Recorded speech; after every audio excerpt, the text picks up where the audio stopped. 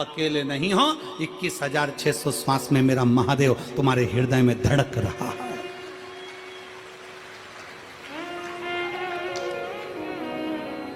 वो एक लाइन स्मरण में आती है ना,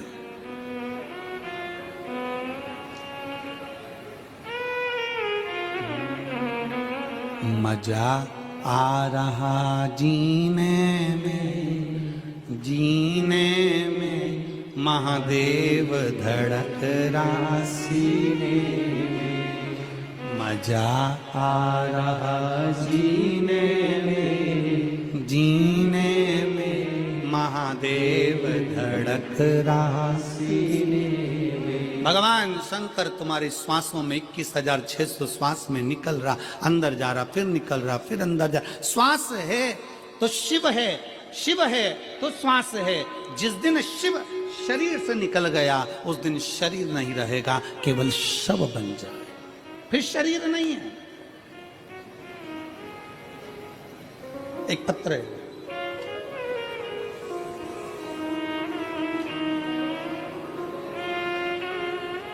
मैं जसबीर कौर,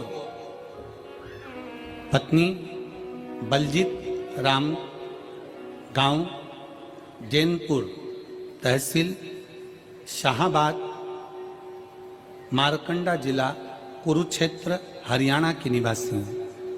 कहीं बैठी हो तो हाथ हिला सकती हैं, अगर कहीं बैठी हो तो हाथ हिला सकती हैं। मैं जसबीर कौर, पत्नी बलजीत राम, गांव जैनपुर, तहसील शाहाबाद, मारकंडा जिला कुरुक्षेत्र, हरियाणा की निवासी हूँ। आप ही हैं? बच्चा आया है साथ में, ले आओ, ले आओ, इसको ले आओ, आ जाइए। मेरा मोबाइल नंबर ये है। मैं भोलेनाथ की महिमा का क्या वर्णन करूं गुरुदेव। 2008 में मेरी शादी हुई, 2008 में शादी हुई। 2010 में मेरा पहला बच्चा हुआ, जो बड़े ऑपरेशन से हुआ, लेकिन 4 महीने के बाद वो मर गया। पहला बच्चा मेरा 2010 में जन्म लेकर मर गया। दूसरा बच्चा मेरा 2012 में हुआ, वो भी बड़े ऑपरेशन से हुआ और डिलीवरी के 1 घंटे बाद वो भी मर गया। तीसरा बच्चा मेरा 2015 में जन्मा और 2015 में ऑपरेशन होने के बाद डिलीवरी के समय पर वो बच्चा मर गया। 3 ऑपरेशन हो चुके थे, डॉक्टरों ने और बच्चा करने के लिए मना कर दिया था, क्योंकि सभी बच्चे बड़े ऑपरेशन से हुए थे। तीनों बच्चों के फेफड़ों में पानी था, कहीं ना कहीं तकलीफ थी, वो मर गए। 2022 में अचानक से आपकी कथा सुनने लगी और कथा सुनते सुनते मन में उम्मीद जागी कि भोलेनाथ सबकी झोली भरता है तो हमारी भी भरेगा। मैंने भी बाबा को जल चढ़ाना शुरू किया, पशुपति व्रत रखे, मंदिर में झाड़ू और पोछा लगाना शुरू किया। इसके बाद मेरा गर्भ ठहरा और मेरे बठिंडा की 1 दिन तथा रेवाड़ी की 5 दिन की कथा पंडाल में बैठकर सुनी। गर्भ के रहते हुए मैं पंडाल में पहुंची और बाबा से प्रार्थना करती कि अब ये बच्चा मेरा जीवित रहे, इसको कुछ ना हो। बाबा को बोल कर आती, बाबा का चढ़ा जल पीती। 1 जुलाई 2024 के दिन सोमवार था और 16 साल के बाद हमारे घर में एक बच्चे ने जन्म लिया, पुत्र ने। 16 साल के बाद एक बेटे ने जन्म लिया। डॉक्टरों के हिसाब से डॉक्टरों ने कहा था कि बच्चा बीमार है, पर जैसे ही डॉक्टर ने वापिस चेकअप करा तो बच्चा पूर्ण तरह से स्वस्थ था। आज मेरे बाबा ने मुझे पुत्र दिया और वो भी पूर्ण तरह से स्वस्थ दिया। मैं बाबा को यहाँ प्रणाम करने के लिए आया। गुरुदेव, मैंने अपने लड़के का नाम शिवाय रखा है, क्योंकि शंकर का दिया हुआ है। एक लाइन अच्छी लिखी है, आप और हम गुनगुनाते कि भर दिया भंडार काशी वाले, कर दिया माला काशी वाले, जो जैसी भावना लाया वो वैसा ही फल पाया, जो जैसी भावना लाया वो वैसा वैसा ही फल पाया, नहीं खाली उसे लौटाया, वो मन ही मन हर्षाया। कर दिया माला माल काशी वाले ने, लुटा दिया भंडार काशी वाले ने। 16 साल के बाद बाबा ने मेरी गोदी में संतान दी। 16 वर्ष।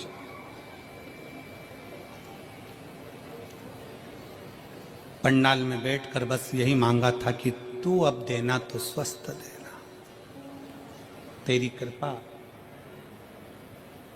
तेरी दया, तेरी करुणा, तेरी उदारता कुछ कम ना हो। फिर निवेदन है मेरी मेरठ की जीनियों, मेरे मेरठ के जीजाओं, मेरी बेटियों, बेटाओं, माताओं, मेरे भाई बहन, ये कथा आज तो तीसरा दिन है, 4 दिन की और बची है। कथा जब पूरी हो जाएगी ना, जो कथा के पंडाल तक नहीं पहुंचे ना, वो बाद में पछताएंगे, सोचेंगे अपने नजदीक में तिजोरी खुली थी और हम हीरे बटोर नहीं पाए और खाली खाली हम बटोर नहीं पाए, हम खाली की खाली रहे। आ जाओ।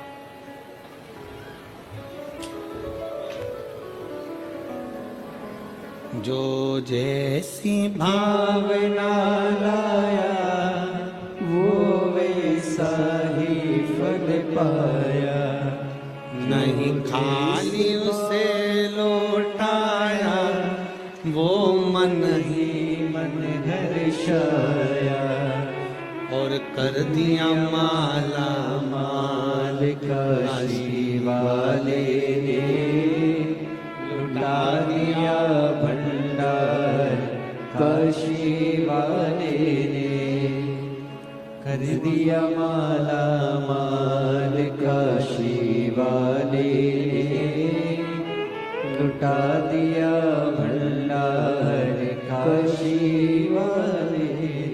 आप जिस भाव से, जिस विश्वास के साथ, जिस भरोसे के साथ, जिस दृढ़ता के साथ, जिस श्रद्धा के साथ शिव कथा को सुनते हो, पंडाल में बैठकर कथा का रस तत्व ग्रहण करते हो, बाबा क्या देता है, कैसे देता है, ये उसके ऊपर निर्भर करता है। एक कई लोग ऐसे मिलेंगे संसार में जो आपसे कहेंगे कि क्या करना शंकर के मंदिर जाकर, क्या करूं।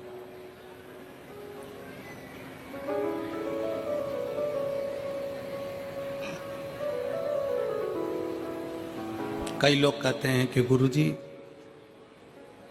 हमको कोई दुख ही नहीं है तो हम मंदिर क्यों जाएं?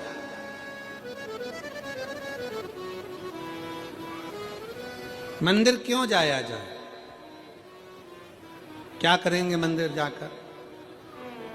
शिव महापुराण की कथा कहती, आप कितने भी करोड़पति हो, धनपति हो, वैभवपति हो, सत्तापति हो, पर एक बात याद रखना कि तुम्हारा धन, तुम्हारी वैभव, तुम्हारी सत्ता, तुम्हारा पैसा, तुम्हारी दौलत जिस दिन कहीं हॉस्पिटल में पड़े होगे, सारी दौलत तुम्हारी लॉकर में रहेगी, घर पर रहेगी। उस जगह पर केवल तुमने जो शंकर भगवान को 1 लोटा जल चढ़ाया है, वो जल तुम्हारा कल बदलेगा, वो बदलेगा।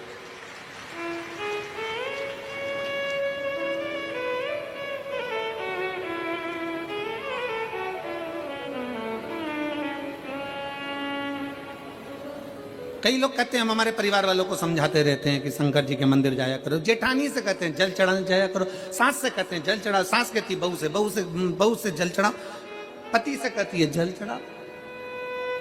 भाई, नायक और नालायक, इन दोनों में बड़ा अंतर है। कौन कौन? जम के बोलो जरा, जम के आवाज नहीं आई हमको। पहले नंबर पर नायक, दूसरे नंबर पर नालायक। नायक हमेशा दुश्मनों से लड़ता है और नालायक हमेशा अपनों से ही लड़ता है। नायक हमेशा दुश्मनों से लड़ेगा और नालायक अपनों से लड़ेगा। जो सनातनी होकर भी हिंदू के धर्म में भी प्रकट होने के बाद, जन्म लेने के बाद भी हिंदू का विरोध करे, जो सनातनी होने के बाद भी सनातन धर्म का विरोध करे, वो नालायक ही होता है, वो नायक नहीं हो सकता। अरे जब कोई सनातनी सत्कर्म कर रहा है, कोई सनातनी आगे बढ़ रहा है, कोई हमारे राष्ट्र की रक्षा कर रहा है, कोई सनातनी अपने इस राष्ट्र को मजबूत करने का प्रयास कर रहा है, तो एक एक सनातनी को चाहिए, एक एक हिंदू को चाहिए, एक एक व्यक्ति को चाहिए कि उसका साथ दे। पर कई लोग ऐसे हैं दिन भर पांव खींचते रहते, दिन भर पांव, दिन भर।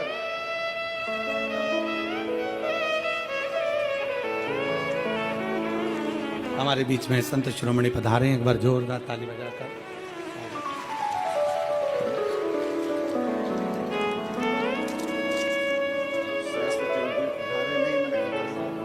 जी जी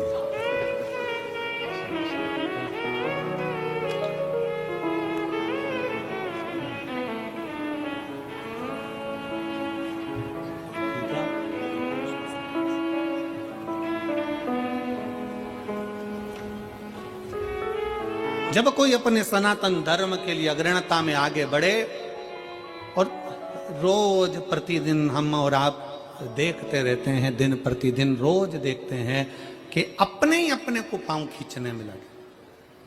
हमारा सनातन धर्म में मजबूत करना है, और जितना मजबूत कर सकते हैं उतना करिए।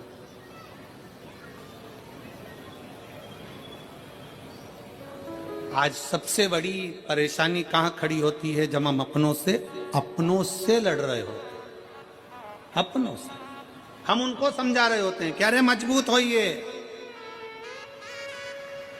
पर जरा सा लोभ, जरा सा धन का लोभ, जरा सी सत्ता का लोभ, जरा सा वैभव का लोभ, जरा सा वोट का लोभ हमें हमारे सनातन धर्म से दूर कर देता है, और दूसरे धर्म अच्छे लगते हैं और सनातन धर्म बेकार लगने लगता है।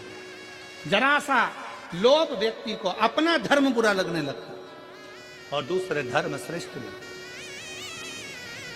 शिव तत्व कह रहा है, भगवान शंकर की कथा कर रही है, अपने भीतर के भाव को प्रकट करिए, शंकर के मंदिर जाना प्रारंभ करिए, शिव की स्तुति करना प्रारंभ करिए, शंकर को एक लोटा जल चढ़ाना प्रारंभ करिए। और जिस दिन आप शिव की स्तुति में लगोगे, शंकर का भजन करने में लगोगे, शंकर का नाम उच्चारण करने में लगोगे, तुम अकेले नहीं, 21,600 श्वास जो तुम्हारे शरीर से निकल रही है, इस 21,600 श्वास में भगवान शंकर तुम्हारे हर श्वास में, मेरा शिव तुम्हारे साथ में होगा, प्रत्येक श्वास में।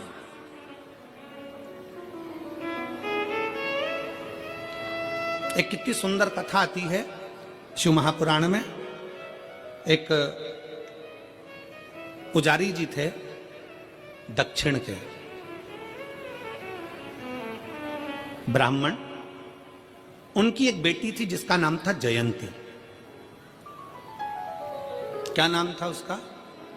जम के बोलो जरा। जयंती। हम बीच बीच में आप लोगों से इसलिए बुलवाते हैं क्योंकि आपको स्मरण में रहे, क्योंकि हम जब छोटे थे तब हमारे स्कूल में हमें खड़ा करते थे और सबको बुलवाते थे, 2 एकम 2, सब बोले 2 एकम 2, फिर 2 दूनी 4, सब 2 दूनी 4। क्यों बुलवाते थे? तो हमने एक बार टीचर से पूछा, सर ऐसे बुलवाने से क्या होता था? कि याद हो जाता, और हमें उम्मीद है तुम भी ऐसे ही पढ़े हो। अरे बोलो तो जम के, ठीक है ना? तो ये याद होना चाहिए। एक पुजारी जी थे दक्षिण के, ब्राह्मण परिवार था, बड़ा सुंदर परिवार, बड़े आनंद में रहते, शंकर की आराधना में लगे रहते। उनकी एक बेटी थी जिसका नाम जयंती था।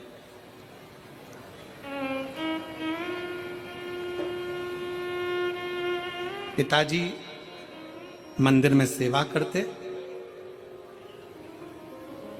शिव मंदिर में, शंकर जी के मंदिर में आरती, पूजन, अर्चना, आराधना सब करते, सब करते।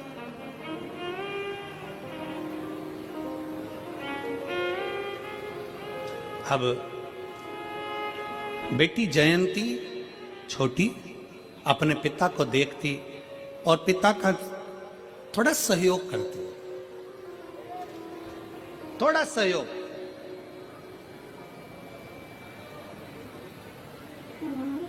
और बहुत मैं जगत की सारी बेटियों से कहना चाहता हूं, जगत के सारे बेटाओं से कहना चाहता हूं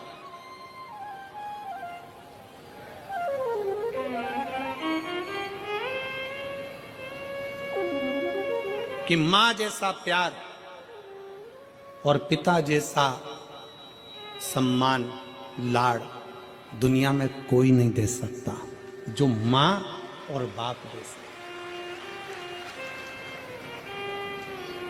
जो माता और पिता दे सकते हैं वो दुनिया में कोई नहीं दे सकता।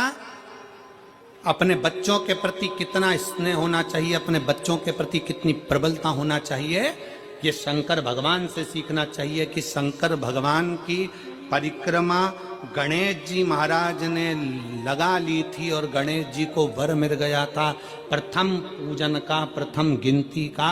गणेश जी प्रथम पूजन में आने लगे तो पार्वती मैया की आंखों में जल भर गया था। आपने एक बेटे को इतना सम्मान दे दिया। मेरा दूसरा बेटा कार्तिक है, वो तो मोर पर बैठकर पूरी पृथ्वी की परिक्रमा करने गया है।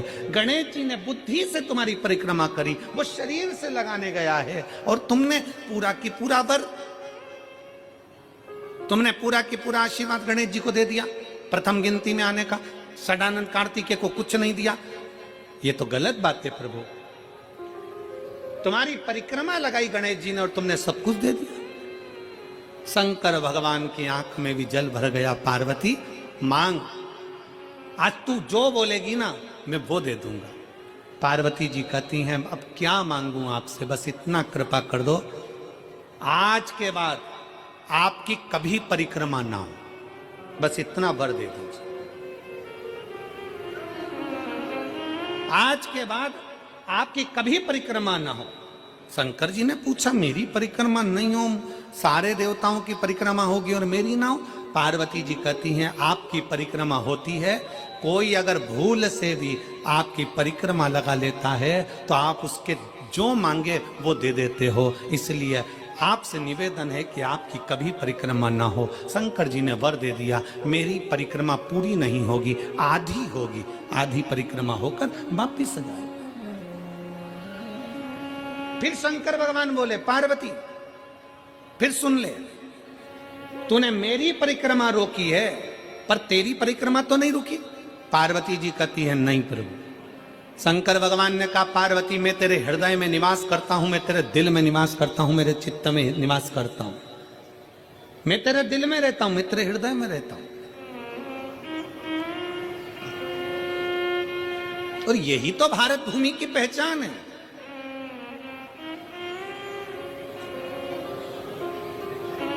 यही भारत भूमि की पहचान।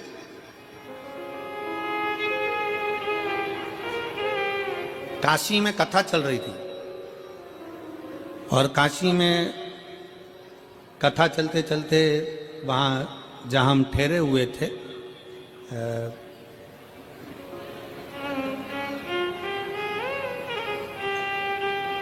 उस स्थान पर कोई चौथे दिन मिलने के लिए आए और वो लड़के थे, युवान बेटाओं ने एक प्रश्न किया, गुरुजी क्या भगवान को जन्म लेने के लिए केवल भारत की भूमि ही मिली? राम जी जन्मे तो भारत की भूमि पर, कृष्ण जन्मे तो भारत की भूमि पर, दत्त प्रगटे तो भारत की भूमि पर, परशुराम भगवान प्रगटे तो भारत की भूमि पर। क्या सारे देवताओं को जन्म लेने के लिए भारत की भूमि मिली? पूरा विश्व पड़ा था, कोई अमेरिका, हालैंड, चीन, कहीं पर भी एक भी भगवान पैदा नहीं हुए, कोई भगवान नहीं जन्मा। गौतम बुद्ध भी जन्मे तो भारत की भूमि पर, महावीर भी जन्मे तो भारत की भूमि पर, रामकृष्ण परमहंस, संत, साधु, सन्यासी, तपस्वी, साधक सब जन्मे तो भारत की भूमि पर। क्या दूसरे देश में, अमेरिका में, रूस में, यहां वहां क्या भगवान जन्म नहीं ले सकता था? हमने कहा भारत की भूमि में और विदेश में बहुत अंतर है। विदेश में लोग दिमाग से प्यार करते हैं और भारत में लोग दिल से प्यार करते हैं। ये भारत की जो भूमि है, ये भारत की जो धरा है, ये भारत की जो भूमि है, यहां जन्म लेने वाला एक एक बच्चा अपने दिल से स्नेह करता है।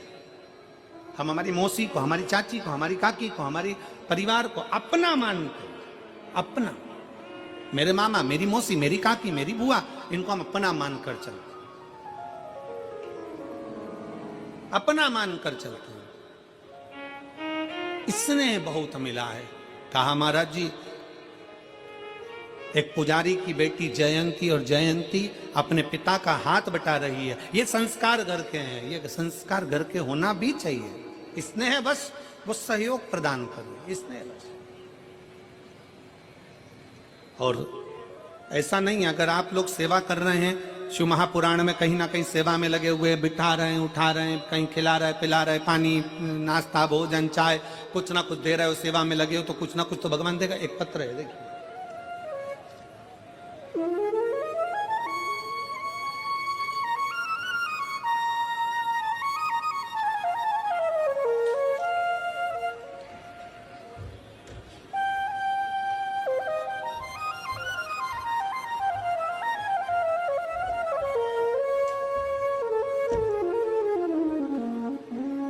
मैं पूनम बंसल, मेरे पति का नाम आशीष बंसल, बेटा कृष्णा बंसल, राधे बंसल। कहीं बैठे हैं? अच्छा, यजमान परिवार है का? हाथ उठा हुआ था। श्री शिवाय नमस्तुभ्यं। मेरे भोले बाबा का मैं क्या वर्णन करूं गुरुदेव। मेरे 2 जुड़वा बेटे हैं और एक बेटी है। मेरे दोनों बेटे 6 साल पहले करवा चौथ पर जल गए थे। मेरा एक बेटा कम और दूसरा बेटा तो बहुत ज़्यादा जल गया। पैर में मोटे मोटे छाले हो गए, पानी भर गया। 1 साल से तो मेरे बेटे स्कूल भी नहीं गए। हमने हस्तिनापुर ले जाकर दोनों की पट्टियां कराई। हम दोनों उन्हें ऐसे ही उल्टा लिटा कर ले जाते, जहां भी जाते डॉक्टरों के पास काफ़ी टाइम तक मेरे दोनों बेटों का इलाज चला। घाव तो भर गया लेकिन निशान नहीं गए। गुरुजी, तब मैंने आपकी कथा 3 साल से सुनना प्रारंभ करी। एक बार मेरे पति ने मुझसे कहा कि चलो यहाँ चलते हैं, वहाँ चलते हैं, पर मेरा मन नहीं किया कहीं जाने का, और मैं भोले बाबा की कथा में लगी रही। बाबा की कथा कभी नहीं छोड़ी। बाबा का चढ़ा हुआ जल लाती, बच्चों को पिलाती भी और लगाती भी। टीवी पर कथा सुनती। मैंने ग्रेटर नोएडा और हापुड़ की कथा भी सुनी। कथा में आपके बताए अनुसार 21 पत्ते का उपाय, आम के जो पत्ते का आप उपाय बताया था कि आग से जले हुए व्यक्ति की चर्म रोग वापिस अपनी चमड़ी में आ जाता है, वो पत्ते का प्रयोग मैंने करना प्रारंभ करा। और आज बाबा की कृपा ऐसी हुई गुरुदेव कि मैंने सारे जगह इलाज कराया, पर रोग चमड़ी अपने रंग में नहीं आ रही थी। और आज बाबा की कृपा से 100 में से मेरे 20% रह गया है, बाकी का बाबा ने 80% मेरे बच्चों को ठीक कर दिया और उसकी चमड़ी भी अपने रंग में आ गई। आ जाइए, एक बेलपत्र ले जाओ। बच्चा आया हो तो उसको भी ले आइए। मैं बाबा को धन्यवाद देती हूँ कि बाबा ने आज हमको जजमान पद दिया है। ये मेरे शिव की कृपा है, और तेरी कृपा बिना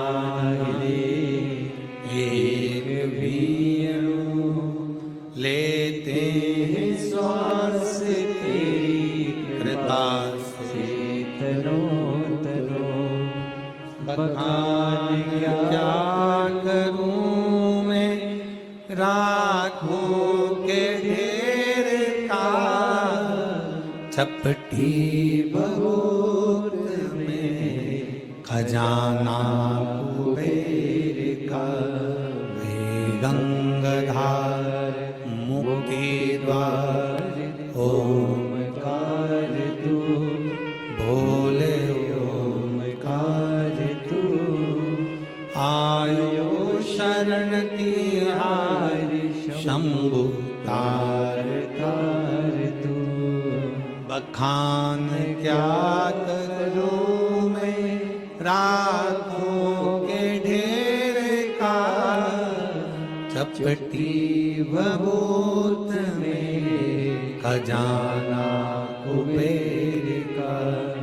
हे गंगाधर मुक्ति द्वार ओमकार तू, भोले ओमकार तू, आयो शरण तिहारी शंभु तार तार तू।